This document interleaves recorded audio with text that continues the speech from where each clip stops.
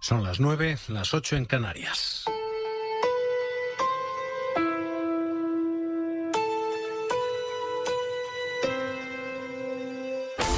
En la cadena SER, Hora 25. Javier Ruiz. Preocupación por el ritmo de avance del coronavirus. Cataluña ahora mismo centrada en Barcelona, donde se han triplicado los casos en una semana, pero la última hora en estos momentos está en Zarautz, en Guipúzcoa. 250 personas confinadas en un camping a la espera de que se les haga prueba PCR. El Departamento de Salud ha cerrado allí la instalación después de haber detectado ya al menos 2 positivos. Radio San Sebastián, David Marcotegui.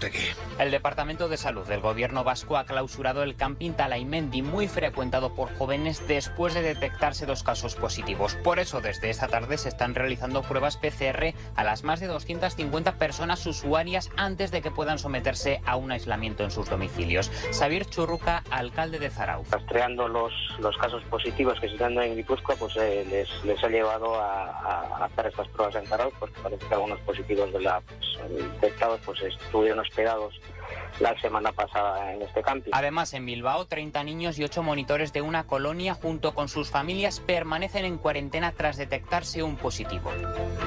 Hay también nuevos brotes en Comunitat Valenciana, en Canarias. Ana Corbatón, ¿qué tal? Muy buenas noches.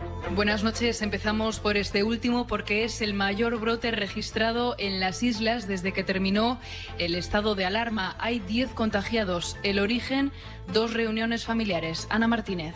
Un viaje a México y 2 reuniones familiares han desembocado en 10 personas infectadas por COVID-19 en Canarias. El paciente cero está localizado, un hombre de Fuerteventura que regresó a la isla desde el país americano, donde había contraído la enfermedad, se la contagió a su hermana. Ella, a su vez, acudió a 2 fiestas junto a varias decenas de parientes, una en su misma isla y otra en Gran Canaria.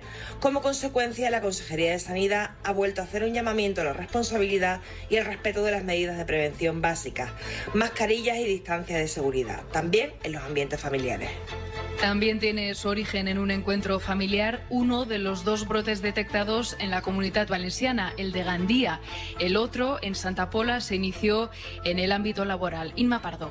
El brote de origen familiar en Gandía se ha extendido a sus contactos sociales y suma por el momento 10 casos positivos. Así lo ha indicado la Consellería de Sanidad en la actualización diaria de la situación de la pandemia. Se están analizando los contactos de estas personas para localizar posibles nuevos casos. Igualmente, una comida de empresa ha sido el inicio de un brote de ámbito laboral en la localidad de Santa Pola, en la provincia de Alicante. De momento son 4 los trabajadores que han dado positivo. Se han confirmado 23 casos nuevos desde la última actualización. En estos momentos quedan activos en la Comunitat Valenciana 299 casos. Todo esto en un día en que hemos vuelto a registrar un enorme repunte de los contagios, 390. Es un número que no veíamos desde hace casi 2 meses, desde el pasado 22 de mayo. Entonces estábamos todavía en pleno estado de alarma y así es como sigue en este momento otro país de nuestro entorno, Marruecos. Allí hoy han vuelto a reabrir las mezquitas después de 4 meses cerradas. Corresponsal Sonia Moreno. Los marroquíes vuelven a rezar en las mezquitas las 5 oraciones del día desde esta mañana. Los templos han comenzado a abrir gradualmente al mediodía después de 4 meses cerrados dentro de las medidas de prevención y lucha contra la COVID-19. En todo caso, con el permiso del Ministerio de Sanidad, abren solo 5.000 por ahora, distribuidos por todo el país, mientras se les va realizando los test PCR a los imanes. Y además, de momento, el rezo de los viernes al mediodía, que congrega a miles de creyentes, seguirá prohibido en público para evitar posibles contagios. Una medida que llega en medio de una relajación de las restricciones del estado de emergencia que el Ejecutivo ha prorrogado hasta el 10 de agosto. Precisamente hoy también se han abierto parcialmente las fronteras aéreas y marítimas. Sin embargo, los pasos fronterizos con Ceuta y Melilla y las conexiones con los puertos de la península permanecen cerradas. Terminamos Vamos con un terrible suceso que nos lleva hasta Barcelona. Los Mossos han detenido a una chica de solo 14 años por la muerte de su bebé, un recién nacido al que han encontrado abandonado en medio de la calle. Radio Barcelona, Andrea Villoria. La menor ha ingresado en el Hospital Vall d'Hebron después de ser detenida. Cuando reciba el alta quedará en manos de la Fiscalía de Menores por la muerte del recién nacido. Un trabajador del distrito de Nou Barris en Barcelona ha encontrado el bebé esta mañana en una bolsa en mitad de la calle en una zona residencial. Los vecinos han llamado a los Mossos y a emergencias, pero no han podido salvar la vida del bebé. Mientras los forenses practicaban la autopsia del pequeño y analizaban su ADN, los investigadores han dado con la madre, una menor hasta hace poco embarazada, a quien han señalado algunos vecinos. Los Mossos mantienen abierta una investigación para aclarar el abandono del pequeño. Y una cosa más, acabamos de saber que ha muerto la actriz Victoria Rodríguez, viuda de Buero Vallejo. Ampliamos con Pepa Blanes. Buenas noches. ¿Qué tal? Buenas noches. Sí, ha fallecido a los 88 años en Madrid tras un proceso de neumonía, pero no relacionado con el COVID-19, según ha informado su hijo. La actriz, nacida en el año 31, padecía demencia senil desde hace varios años y su estado de salud empeoró en los últimos días al declararse esa neumonía. Con apenas 20 años era protagonista de obras como Don Periquito, de José de Lucio, El vampiro de la calle, Claudio Coello, de Luca de Tena y más adelante Juego de niños, de Ruiz Iriarte. En el año 58 es cuando se casó con el dramaturgo Buero Vallejo. 9:05, 8:05 en Canarias. Esta es la última hora. Ana Corbatón, gracias. Hasta luego. Empezamos segunda parte, empezamos dossier, hora 25, enseguida.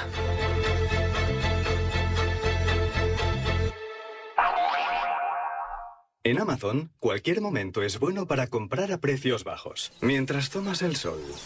¡Buah, qué precio tan bajo! Mientras paseas al perro. Venga, chico. Precios bajos.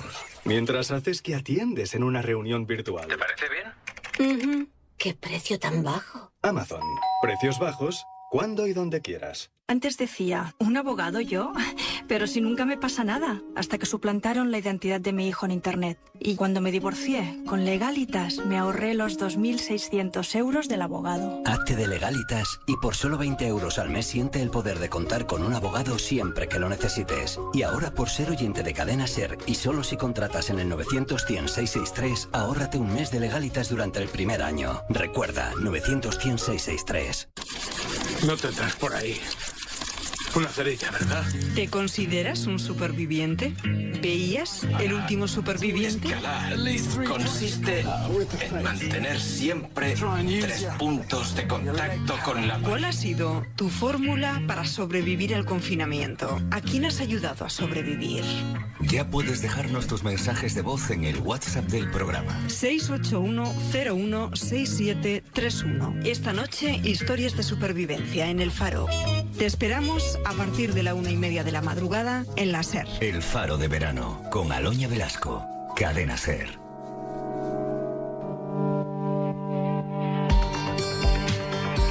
En la Cadena SER, dossier 25. Con Javier Ruiz. Hoy, muerte en el Tajo. Hoy, con un coronavirus que nos mantiene con la vista fija en cada movimiento de la pandemia, hacemos lo que estamos haciendo todos los días, que es mirar con el rabillo del ojo algunas cuestiones que son efectos colaterales. Este lo ha publicado hoy el Ministerio de Trabajo, lo han desglosado hoy los sindicatos y es realmente preocupante. Se ha cerrado la economía, se ha cerrado la actividad, pero se han disparado las muertes en el trabajo.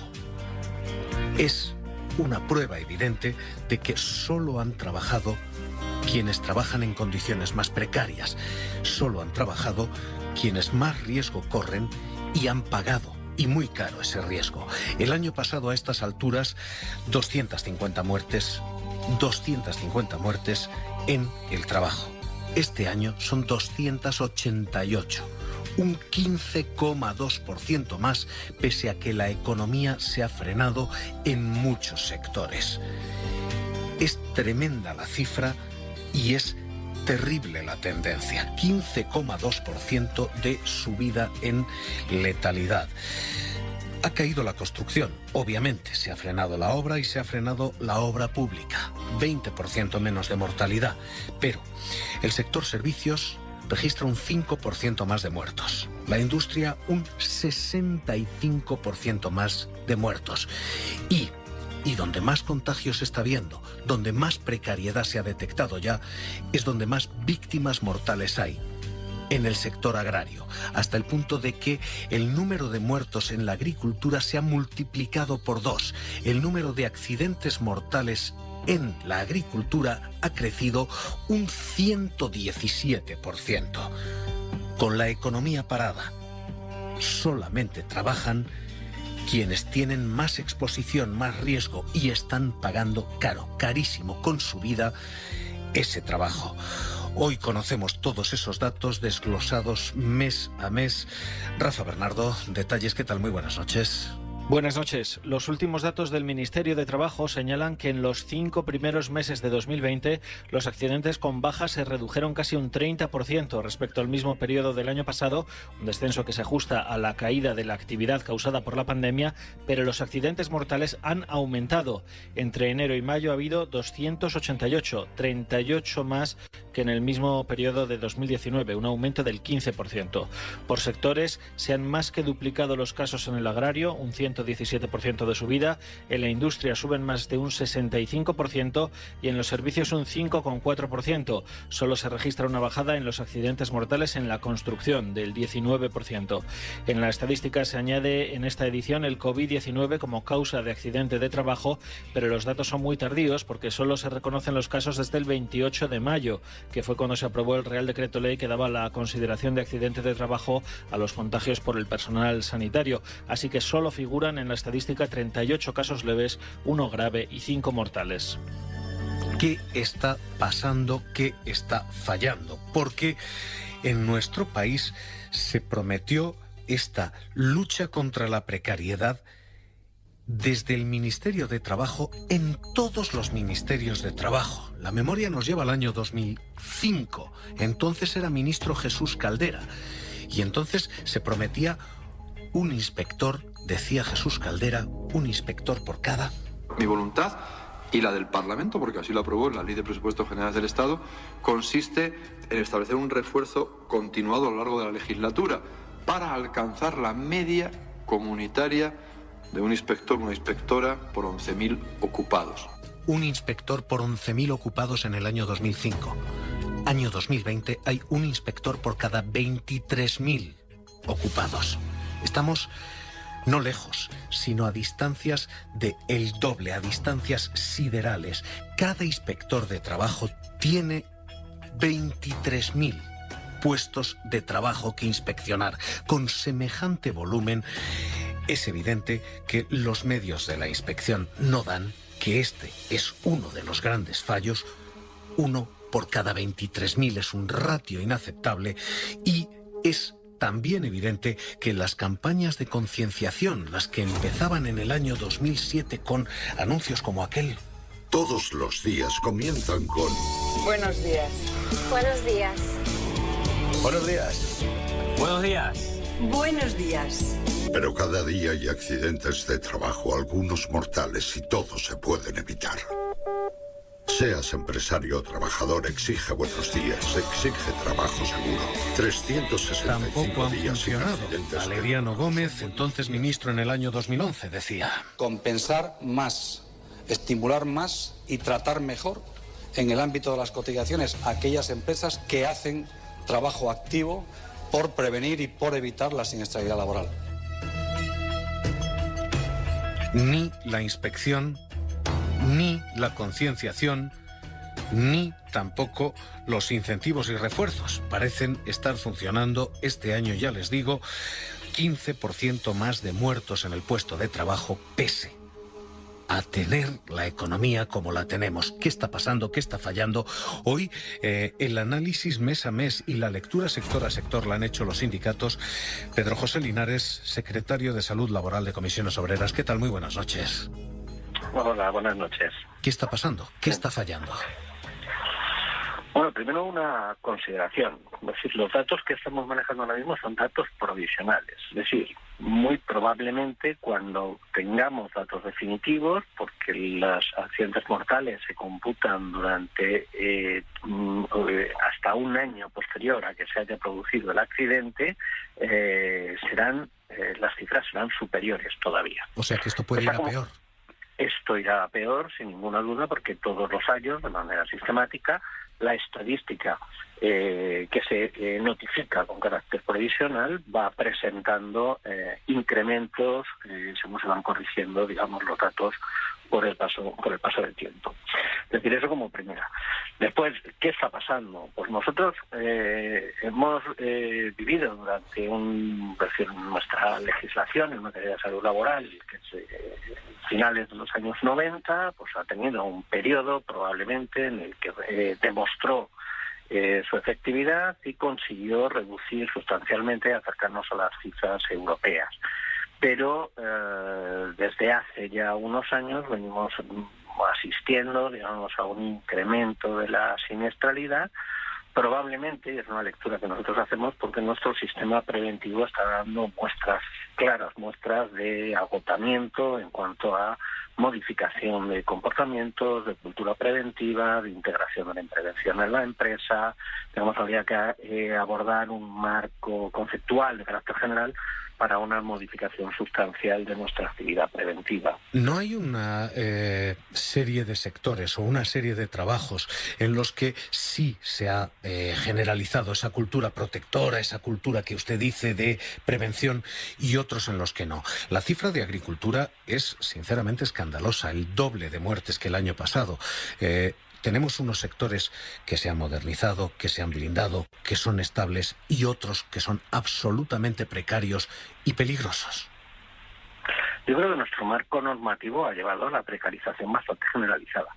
No hablaría tanto de sectores como de modelos de empresa en muchas ocasiones. Nosotros, una de las mayores críticas a nuestro sistema preventivo posiblemente es la amplia externalización que hay de la actividad técnica específica en materia de prevención, por lo que la mayoría de las empresas adquieren servicios en el mercado, pero no integran la actividad preventiva dentro de la propia gestión de la empresa. Y esto, que en un primer momento pues posiblemente funcionó porque hizo cambiar algunos comportamientos, pues, hizo cambiar la actividad, pero sí que se está notando claramente insuficiente porque las empresas no integran esa actividad de manera efectiva en la empresa, sino que lo contratan en el mercado. Es decir, se asume más como un coste que como una actividad que sea propia. ¿Cómo se corrige? ¿Aumentar la inspección? Pero, es decir, desde luego una línea importantísima sería tener un volumen de inspectores que permitieran hacer esa actividad inspectora, ¿no?, y garantizar el cumplimiento legal, que desde nuestro punto de vista necesitaría posiblemente alguna corrección, pero es homologable al marco europeo y por tanto consideramos completamente adecuado, ¿no? Pero sí que el poder ejercer, digamos, ese control sobre el cumplimiento de la normativa y sobre la aplicación efectiva de las técnicas preventivas sería fundamental a la hora de garantizar el cumplimiento en el marco de las empresas. Le pido que no se retire. Hoy estamos hablando de esto, muerte en el Tajo, hoy estamos hablando de precariedad y hoy estamos hablando de estos riesgos en un día en que hemos conocido además el estudio de ADECO sobre cómo se salda la pandemia en términos de teletrabajo. Si ya había mucha hora extra impagada antes, prepárense, antes de la pandemia, 11% de españoles trabajaba de más, ahora es el 25%. En castellano, 1 de cada 4 trabajadores trabaja de más gracias al teletrabajo. Detalles, Rafa Bernardo, cuéntanos. El estudio de ADECO, hecho con trabajadores de 8 países, señala que antes de la pandemia la inmensa mayoría de los trabajadores, el 61%, tenía que seguir el horario marcado por la empresa, un 37% tenía algo de flexibilidad y solo el 1% decidía autónomamente cómo trabajar. Tras la experiencia del confinamiento y del teletrabajo, el porcentaje que depende totalmente de la empresa cae al 26%, el 53% de los consultados tiene alguna flexibilidad y el 21% puede establecer su propio horario. Jesús Cubero, director director de marketing de Adecco. Después del confinamiento, retener o tener flexibilidad en el horario de trabajo se ha convertido en una de las cuestiones que más importan para la vida laboral. Y así lo declara el 75% de los trabajadores a nivel global y en el caso de España el 81%.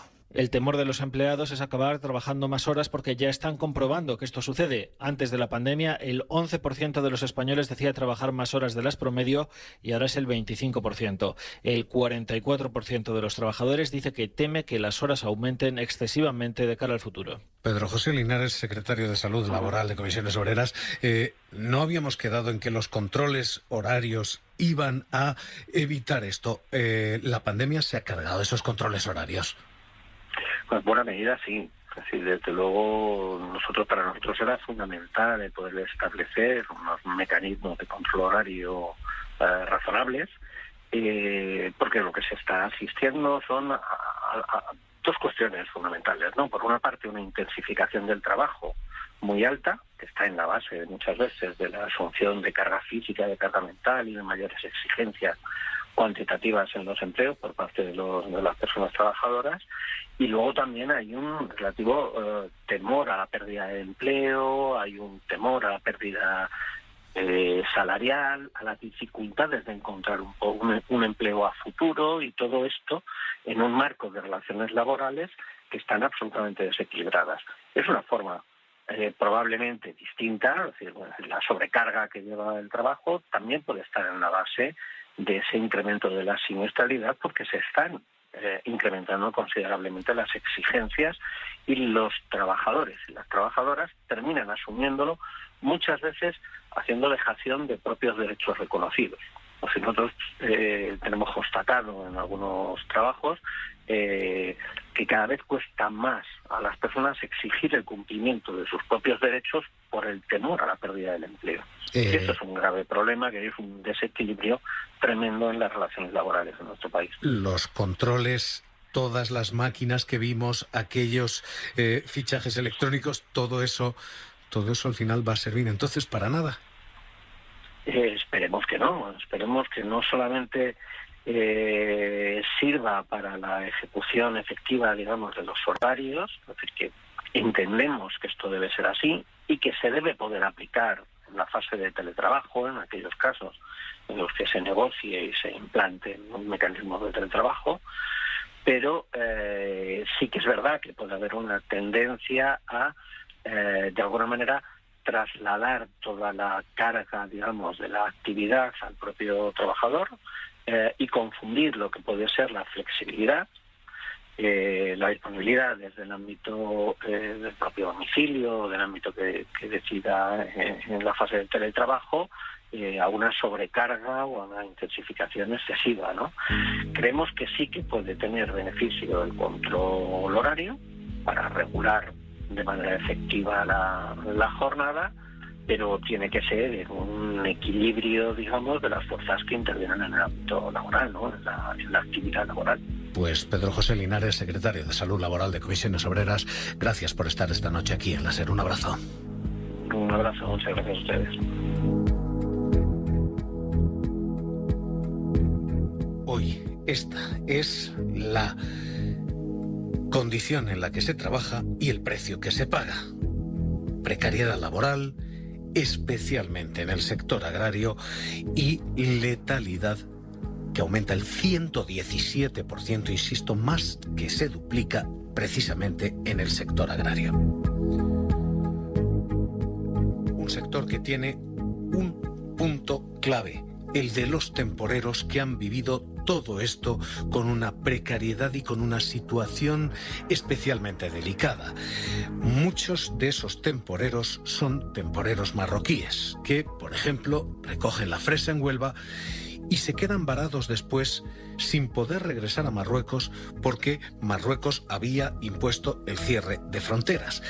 Bueno, hoy Rabat ha aceptado que vuelvan a casa si tienen PCR negativo. Así que 7.200 freseras en Huelva van a comenzar a hacer ese camino de vuelta con doble pata de acuerdo. Vamos a leer las dos patas de ese acuerdo, porque hay acuerdo del lado marroquí con detalles del lado marroquí y acuerdo español con detalles españoles. Acuerdo marroquí, lectura marroquí primero, corresponsal allí en Rabat, Sonia Moreno, detalles. Hasta el momento las autoridades marroquíes aludían al miedo al contagio al tratarse de miles de personas y no aceptaban el retorno de las mujeres temporeras de Huelva. En esta ocasión, estando anunciada ya la apertura de fronteras parcial para hoy, marítima y aérea, las autoridades marroquíes insistían en repatriar a estas trabajadoras, pero desde los puertos habilitados en Sète, Francia, o Génova, Italia, para evitar hacer distinciones con otros miles de ciudadanos marroquíes que siguen bloqueados en el extranjero, y también para no abrir el puerto de Tarifa, por donde habitualmente viajan y que está cerrado. Sin embargo, los empresarios onubenses escribieron una carta narrando el malestar de estas mujeres que la Junta envió a la Casa Real marroquí. Además, coincidió que el Ministerio de Trabajo español y el Ministerio de Marroquíes en el extranjero recibieron un informe técnico hecho a principios del mes de julio en el terreno que enviaron al ministro de Exteriores marroquí, Nasser Bourita. 4 meses después, con la temporada cerrada, han regresado a su país apenas 167 mujeres que eran enfermas o que estaban a punto de dar a luz o que tenían 22 bebés en 2 vuelos humanitarios de repatriación desde Málaga y Sevilla a Tetuán y a Beni Mellai. Ahora mismo esta es la situación. Esto es lo que tenemos. Y 7.000 personas, 7.000 mujeres que hoy están pendientes de ese acuerdo, que tiene también ángulo español. Nico Castellano, ¿qué tal? Muy buenas noches. ¿Qué tal, Javier? Buenas noches. Y que en principio debiera permitir que todas ellas vuelvan, ¿no? Sí, podemos adelantar a esta hora, Javier, que el primer barco saldrá el sábado a las 12 de la mañana con 1.300 de estas temporeras. Recordemos que Marruecos exige PCR negativo con 48 horas previa y también el test de anticuerpos, y no da plazo, digamos, a que estén las 3.000, que era lo previsto inicialmente para el sábado. No obstante, nos dicen fuentes oficiales españolas que el traslado se hará de manera paulatina en los próximos días. ¿Qué lectura hace el gobierno español, Javier? Pues fuentes oficiales nos dicen que ha sido la negociación que ha encabezado la Secretaría de Estado de Migraciones junto a la embajadora de Marruecos en España, la que ha fraguado este acuerdo después de muchas conversaciones, y que también ha jugado un papel muy importante el Ministerio de Exteriores español. Todo ello también con el empuje de los empresarios de la zona. Nico, hemos hablado con los mediadores que están acompañando a esas mujeres a hacerse esas pruebas de PCR. ¿Cómo están recibiendo las temporeras toda esta situación, todo este bloqueo primero y esta noticia de hoy, esta última hora de hoy después? Pues ha sido una explosión de alegría. Nos lo contaba hace unos instantes solo Salwa, que ha vivido en primera línea, porque es mediadora intercultural, la alegría de estas mujeres. La verdad es que ellas están muy contentas, llorando de la alegría. Se han llevado muchos días de angustia, de estrés, de ansiedad. La está acompañando, de hecho, todavía hasta ahora pruebas PCR en 4 centros de salud de la provincia de Huelva. Un equipo de sanitarios les está haciendo los test de anticuerpos y también el PCR. Con respecto a las pruebas del PCR, bueno, ellas muy contentas, con tal de que se puedan marchar, ellas se han prestado y a hacerse lo que hiciera falta y han estado ahí. La temporada de la pandemia ha sido inolvidable, Javier, y sobre todo muy estresante. Miedo al contagio, ansiedad por no volver. Entonces, digamos que las que primero hayan terminado a principios de junio, pues la verdad que se han llevado pues prácticamente cerca de un mes aquí inactivas. Pero fíjate, Javier, un año excepcional por otro motivo, por el número de partos, más de 60 partos de estas mujeres que, claro, tenían que haber regresado a su país hace tiempo y que han dado a luz en nuestro país. Estas mediadoras también les han acompañado al centro de salud, a los hospitales, etcétera, etcétera. La verdad que nos hemos coordinado muy bien con los centros de salud, con la matrona, con los médicos, para ir haciéndole seguimiento con los hospitales y nada, hemos acudido cada vez que han tenido alguna revisión o algún tipo de control, las hemos acompañado, y cuando han dado a luz hemos estado allí con ellas. Conseguido. Además, Javier, están muy contentas porque llegarán a tiempo a una de las fiestas más importantes para los musulmanes. Se acercan unas fechas muy importantes para ella, que bueno, para todos los musulmanes, que es el sacrificio del cordero, la fiesta del sacrificio del cordero.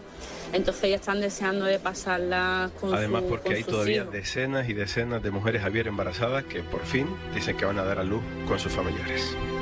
El acuerdo, nos hemos asomado a las condiciones en el Tajo, esta la noticia y esta la última hora. José Luis García Palacios, presidente de la Interprofesional de la Fresa. ¿Qué tal? Muy buenas noches. Buenas noches, Javier. ¿Cómo reciben esto ustedes? Vuelven 7.200 trabajadoras que han estado bloqueadas aquí, ¿no?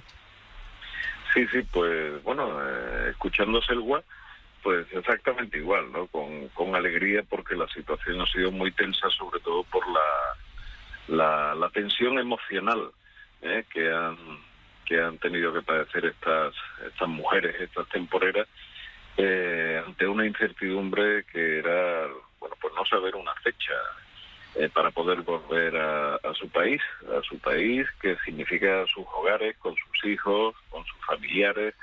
Y, hombre, ha habido situaciones que gracias a la intervención precisamente de los consultores de integración de Interfresa, pues hemos podido contener y estar dando ánimo, ilusión y esperanza todos los días, ¿no? Además de la gestión paralela permanente e intensísima, pues con el Ministerio, con la Junta de Andalucía, que quiero agradecer la total disposición, con la embajadora de Marruecos en España, y en fin, han sido tantas personas que nos han atendido, que hemos presionado porque era nuestra obligación, ¿no?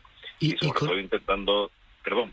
No, le iba a decir, y con esta situación, porque han estado al límite, primero llegando, después no pudiendo marchar, esperando todo esto, ¿ustedes se replantean el modelo? Quiero decir, ¿las contrataciones en origen pueden no suceder el año que viene?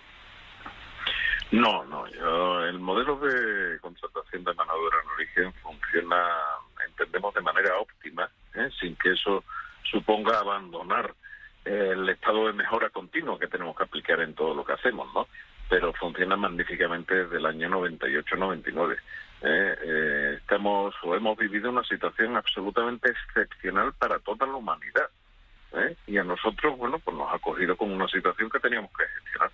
Y hemos puesto todos nuestros esfuerzos para hacerlo lo mejor posible. Primer barco el sábado, entonces. Sí. Si Dios quiere, saldrán 1.300 personas, mujeres en este caso, a su casa, con la analítica, los PCR hechos, que tengo que decir que de estas 7.200 personas, ninguna ha tenido síntomas de COVID desde que llegaron a España, ¿no? Desde que se hizo oficial la situación pandémica, ¿no?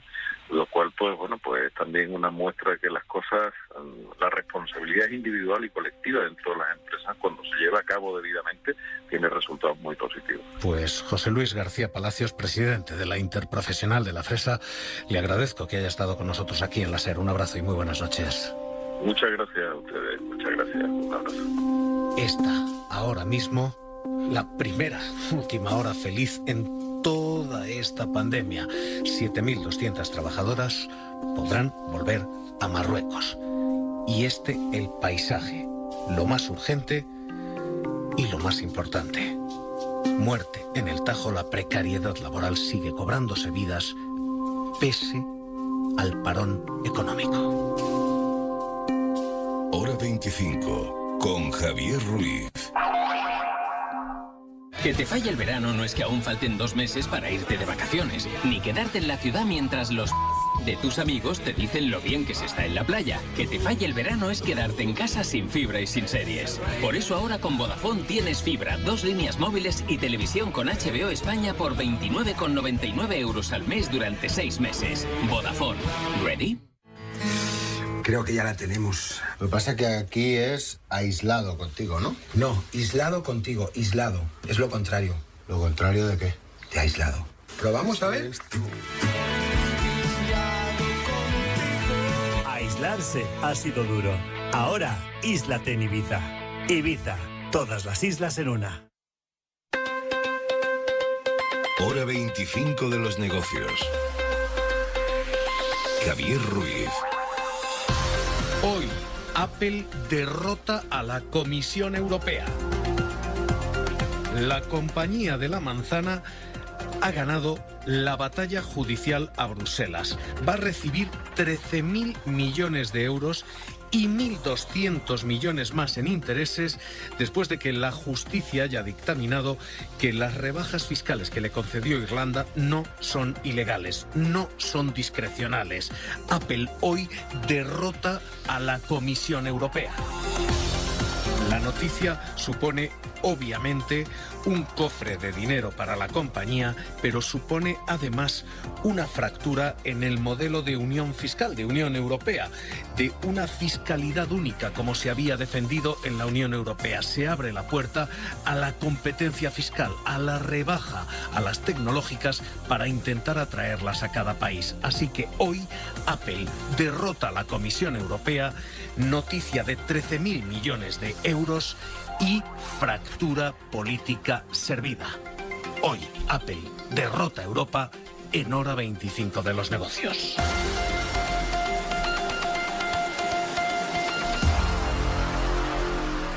Ha sido un larguísimo contencioso en lo judicial y en lo fiscal. Apple, como Google, Amazon, Facebook y otras compañías, siguen no tributando aquí. Declaran beneficios, pero tributan en Estados Unidos. Aquí están pagando los tributos de conveniencia en las jurisdicciones de conveniencia y la más capital ha sido Irlanda. Irlanda aplica tasas de menos del 12,5% para que esas compañías puedan establecerse allí. Esas son tipos de sociedades que hacen que muchos países no puedan competir. Así que este sistema había sido recurrido por la Comisión Europea. Se decía, esto podía constituir primero un regalo fiscal y segundo un dumping fiscal. Los tribunales han fallado hoy ninguna de las dos cosas. Lo que hace Irlanda es legal, lo que recibe Apple es legal. Los descuentos fiscales de esta compañía están permitidos, dice hoy la legislación, los tribunales comunitarios. Fallo, Griselda Pastor, ¿qué tal? Buenas noches. El tribunal atribuye la derrota europea frente al sistema fiscal irlandés a un error o a varios errores en la investigación de la Comisión, lo que permite a Apple quedarse su dinero, y son muchos millones, y a Bruselas seguir reivindicando un impuesto digital europeo. Puedo confirmarles que a final de esta semana en el G20 a nivel de ministros, todos los gobiernos y la Comisión continuaremos intentando encontrar una solución para este año y si no, volveremos a la propuesta europea porque no podemos tener una tasa en Italia, otra en España, otra en Francia o en Austria o el Reino Unido. Ha dicho el comisario Gentiloni que de momento no puede confirmar si la Comisión presentará recurso. Dombrovskis, el vicepresidente ejecutivo, apunta a una reforma de la ley europea y fija la propuesta para otoño. Mientras, Vestager, la comisaria danesa de competencia, hoy la gran derrotada, se ha limitado a emitir un comunicado, rompiendo así con su tradición supermediática. Dice la comisaria que es imprescindible mantener el principio de que las multinacionales han de pagar impuestos, aunque por el momento no dice nada por este litigio que han perdido sus servicios acusados de realizar un mal trabajo. La derrota de la Comisión Europea, la derrota europea para que Apple pague impuestos uniformes y no tenga estos descuentos, es la segunda derrota. Apple cae hoy, pero antes fue Starbucks. Starbucks también fue atraído por Irlanda con tipos bajos, así que lo que está ocurriendo ahora mismo no es una clave en nombre y no es una clave particular de estas compañías, sino que de fondo hay una batalla fiscal. Y lo que se rompe hoy ya oficialmente es el modelo de uniformidad fiscal. No todos los países van a tener los mismos tipos ante las sociedades, sino que se abre la competencia. Cada país va a tirar esos tipos hacia abajo para intentar atraer la inversión de estas compañías. Esta parece ser la consecuencia de lo que hoy Apple dice. Después de su victoria, Apple ha dicho literalmente, este no es un debate sobre cuánto pagamos, sino dónde pagamos. Y lo que Apple dice es: nosotros pagamos en Estados Unidos. Bueno, eso es lo que Apple dice aquí, porque en Estados Unidos Apple dice que paga impuestos en Europa y su presidente Tim Cook dice que allí es necesario rebajarles más los impuestos en CNBC. Tax reform is sorely needed in this country. The biggest issue with corporations La reforma fiscal allí es imprescindible, dice, y cuando ganamos dinero fuera de Estados Unidos, dice allí, se nos cobra allí y también aquí. Cuando repatriamos el dinero se nos cobra aquí un 40%. Debiera haber descuentos aquí también.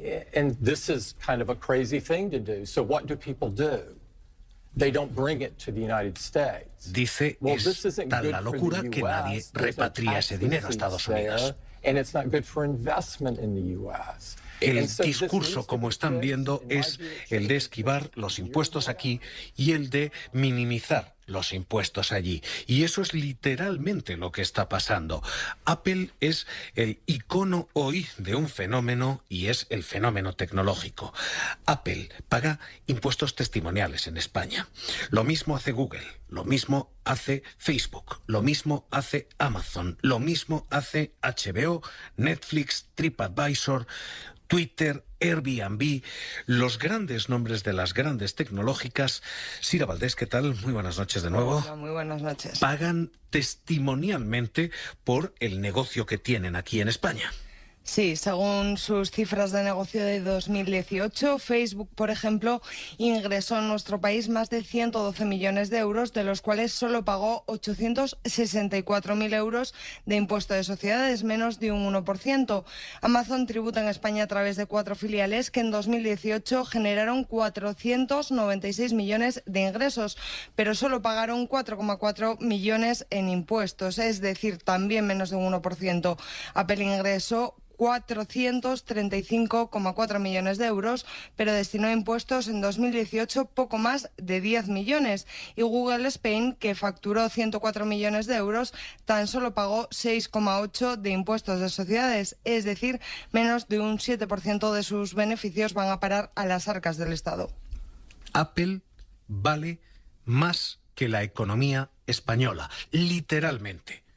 1,2 billones con B de euros. Paga apenas 10 millones de euros en España. ¿Qué es lo que se hace? ¿Qué es lo que ocurre?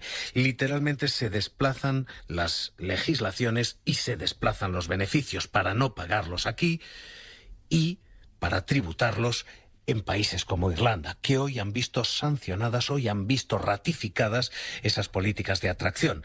Netflix paga menos en España de lo que paga un mileurista. 3.000 euros en impuestos paga Netflix en España. 3.000. Para ser exactos, 3.147. Menos que un mileurista en España. Así que hoy esta era una batalla crucial y esta batalla la ha ganado la compañía de la manzana. Federico Steinberg, investigador principal del Real Instituto Elcano. ¿Qué tal? Muy buenas noches. Hola, buenas noches. Hay una victoria para Apple y hay una cuestión de fiscalidad profunda.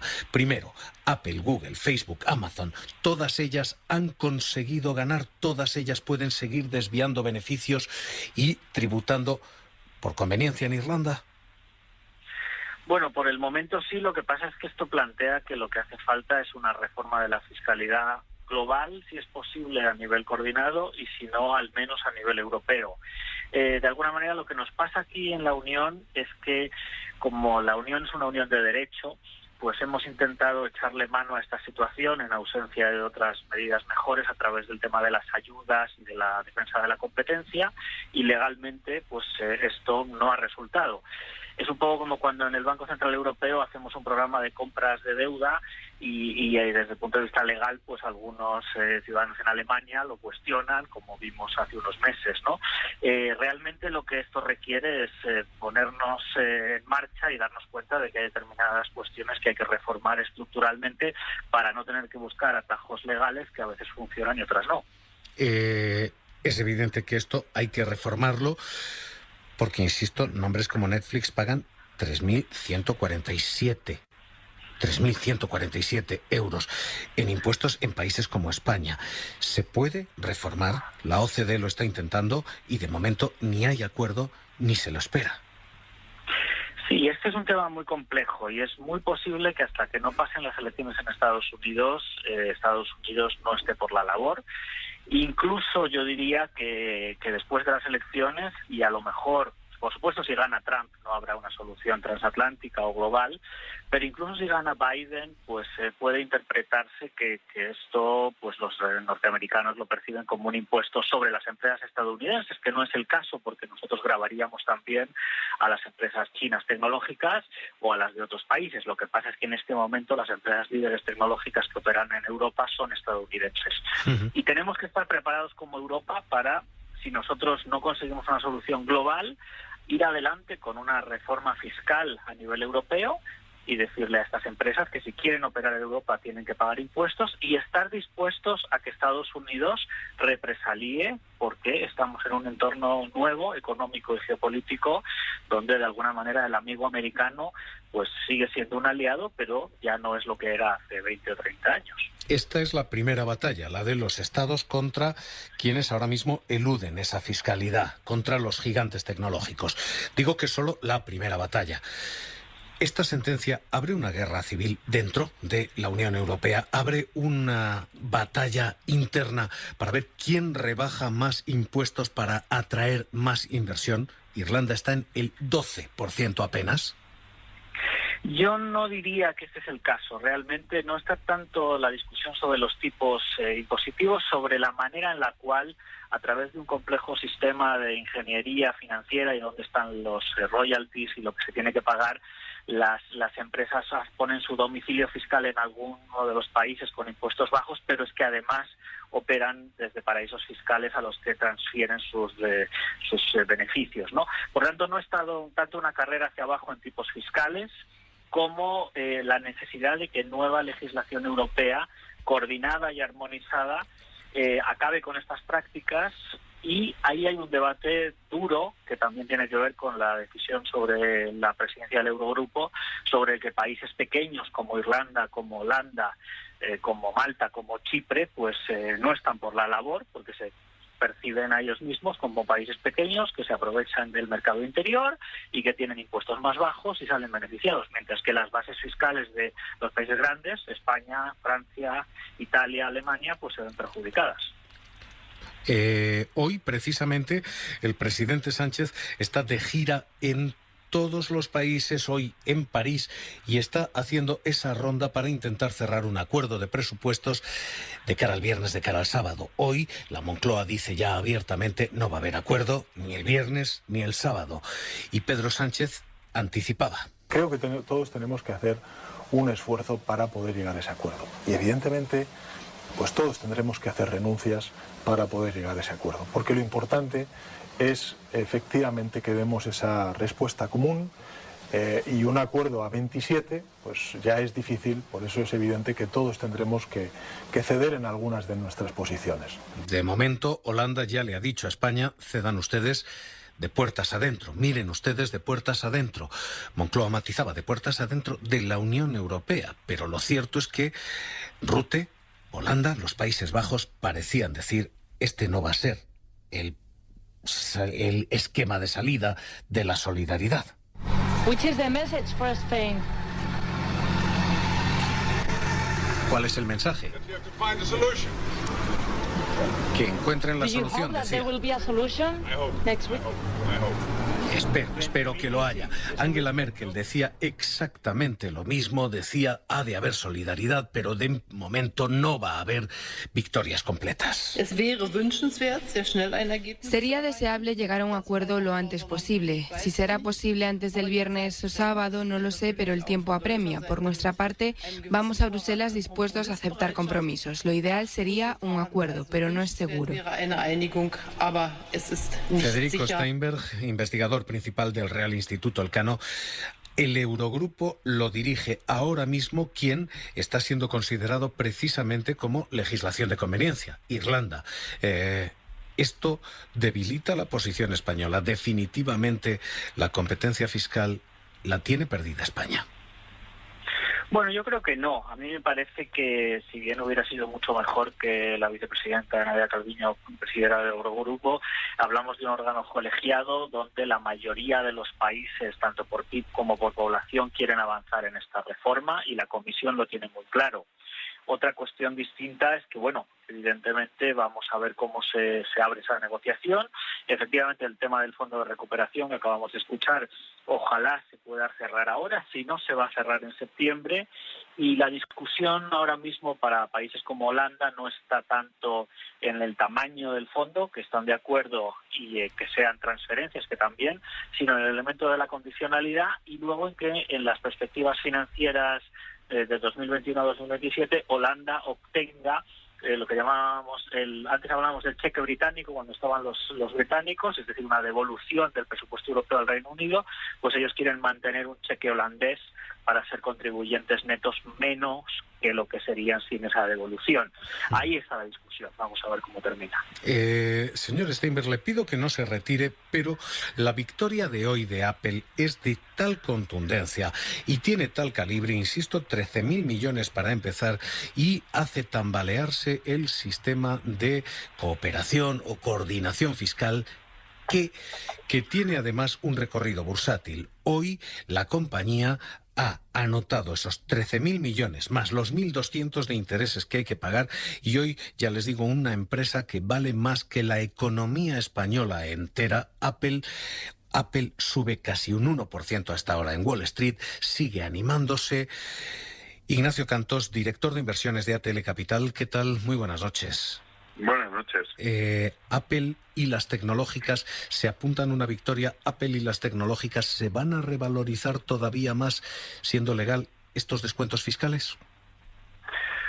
Bueno, yo creo que para ellos tampoco, incluso los 13.000 millones siendo dinero, era una gran multa, y no lo reflejó en su momento cuando la Comisión se lo exigió, ni nadie estaba pensando que para ellos, unas compañías que estamos hablando que tienen beneficios de cientos de miles de millones de euros, pues hombre, es una multa importante, pero estamos hablando que era la multa de los 10 años que no había cobrado Europa, si es que eran ayudas, ¿no? Que es lo que no ha conseguido probar la Comisión Europea, y por eso se las han denegado. De hecho, casi no entra en el fondo la resolución, pero le dicen que no ha conseguido probar que eso sean ayudas de Estado, sabiendo que no hay una armonización fiscal entre los países y que si uno está domiciliado en Irlanda, pues tiene otros impuestos que si los tuviera en España, ¿no? Entonces, las tecnológicas van a seguir subiendo. Llevamos unos días que lo están haciendo un poco peor, porque, hombre, las valoraciones han llegado relativamente altas ya, independientemente de este tema puntual de los impuestos aquí en Europa, ¿no? Es posible que tengamos un mes, 2 meses, 3, dentro de que sus beneficios sean buenos, por lo menos hasta que veamos la época de beneficios que las tecnológicas publican, pues la última semana de julio, 1 de agosto en general, y ahí veremos cómo ven este tercer trimestre, y ahí veremos si esas valoraciones tan exigentes pues son razonables o si ven que pueden seguir subiendo, ¿no? Apple, Google, Facebook y Amazon, todas ellas han vivido un efecto champán tremendo. En fin, Apple parecía hacer honor a su propio lema.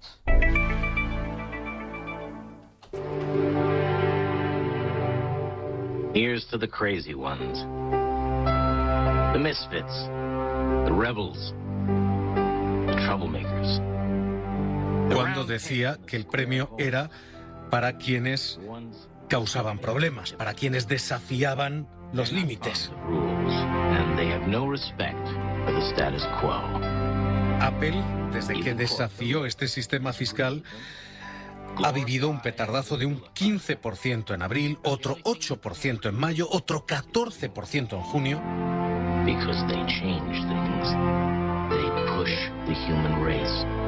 Ignacio Cantos, pero es que Amazon subió un 27%, luego ha subido en junio otro 9%, Facebook un 23%, otro 10% en mayo, otro 1% en junio, Google otro 16%, otro 6%, otro 1%. En fin, le preguntaba, le interrumpía, me decía usted, ¿esto ya es el techo o todavía hay más?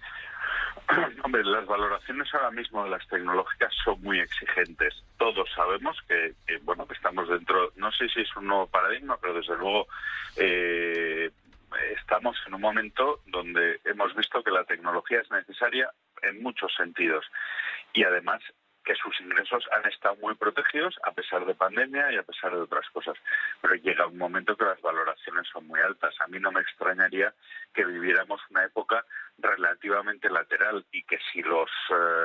de hecho, ayer salió una encuesta de gestores de, qué son los trades recomendados, lo que apuesta la gente, y el 80% de la gente apuesta por las tecnológicas. Hay demasiada gente apostando por ellas. Normalmente eso suele ser el preludio de una cierta vuelta, que no me extrañaría que pudiéramos vivir en este mes de finales de julio-agosto, ¿no? Pero tampoco será una gran caída, será una bajada que permita entrar a nuevos compradores seguramente. Pues hoy esta es la gran victoria. Sigo con ustedes dos enseguida. 10 menos 10, 9 menos 10 en Canarias. Apple derrota a la Comisión Europea, primer titular económico de la jornada. Hora 25 de los negocios. Javier Ruiz.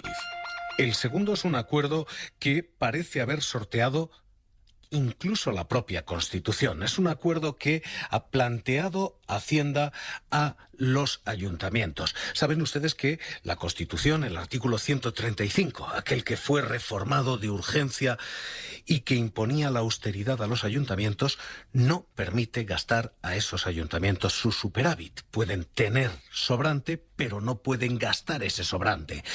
El gobierno parece haber diseñado un esquema que burla eso y que burla incluso la Constitución. Va a permitir a esos ayuntamientos que le hagan préstamos al Estado.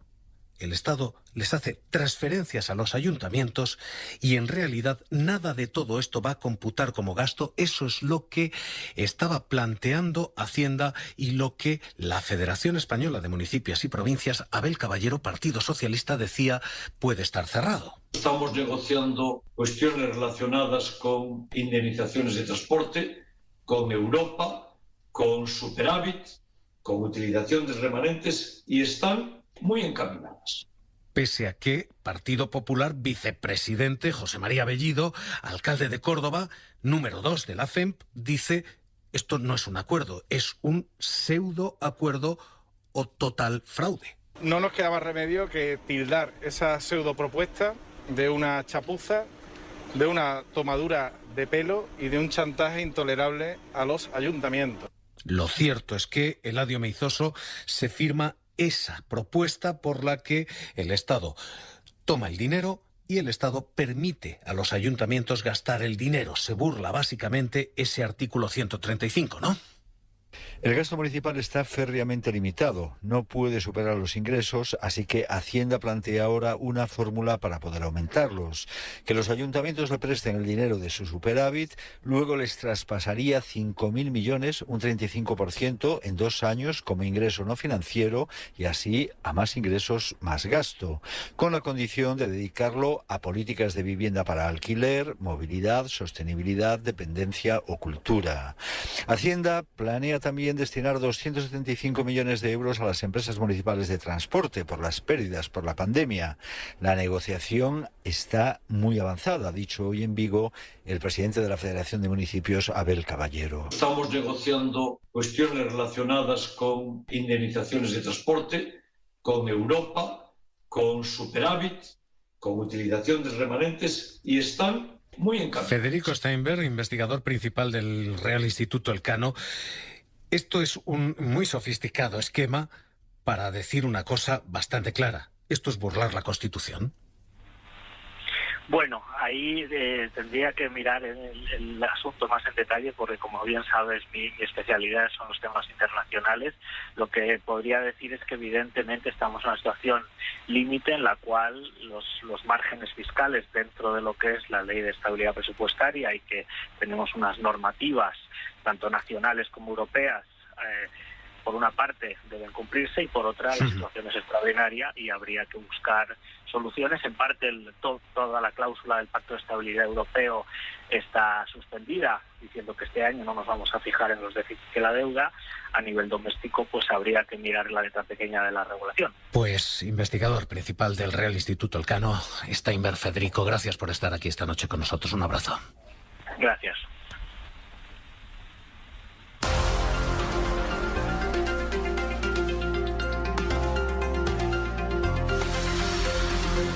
En los mercados, una clave más. Wall Street abierto a esta hora, ganando un 0,8%. El Standard & Poor's igual. Los tecnológicos también arriba, un 0,5%. Y el mercado aquí en España también en positivo. Hoy, Sira. Sí, sesión de rebote aquí. El IBEX sube un 1,8% hasta los casi 7.500 puntos. Se quedan los 7.487. Entre los demás parques del continente, el CAC francés y Milán son los que más avanzan, un 2%. Le siguen Frankfurt y Londres con un 1,8% y el Eurostoxx sube también un 1,7%. Ignacio Cantos, director de inversiones de ATL Capital, le preguntaba antes por tecnológicas, le pregunto por farmacéuticas. Moderna ha dicho que su vacuna está funcionando. ¿Qué pasa a siguiente fase? ¿Las farmacéuticas, terreno en inversión? Bueno, las farmacéuticas siempre han sido defensivas. Es verdad que están relativamente caras. En el caso de Moderna, evidentemente, esto se puede hablar casi de biotecnológica, pero aquí hemos vivido hoy un efecto de eso, que es la subida de Rovi, que es la que va a fabricar aquí los viales en España y para Europa, para Moderna, y ha subido casi un 8%, ¿no? Con lo cual, bueno, las farmacéuticas siempre es un buen sector. Es verdad que el principio de la presidencia de Trump hace unos años amenazó los márgenes y demás, y tuvimos una época un poquito más complicada, pero es verdad que con la pandemia hemos visto una vuelta a las farmacéuticas. Yo creo que es un sector efectivamente en el que se puede estar y que podemos considerar defensivo y con menos volatilidad que la tecnología. ¿Algún nombre propio? Bueno, pues ya digo, Rovi es una compañía que a nosotros nos gusta aquí en España, es pequeñita, pero la propia Almirall, con bastante apuesta por la dermatología, que ahora está menos de moda, porque estamos en productos más complicados, pero yo creo que es un producto de futuro y podría ser también Almirall aquí dentro de España.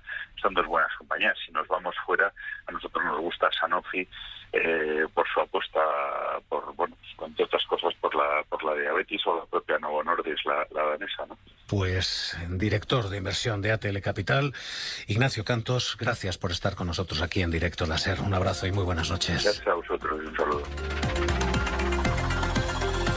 A esta hora, ya les digo, Wall Street cerrando otro día más en positivo, 100 puntos más arriba. El Dow Jones gana un 0,8%, el Standard & Poor's otro 0,8%, el Nasdaq medio punto arriba, un 0,5% arriba. Hoy, el día en que Apple derrota a la Comisión Europea, en el que la compañía de la manzana ha tumbado las pretensiones de legislación uniforme entre los socios comunitarios. 10-5, 9-5 en Canarias, hora 25 de los negocios. Seguimos.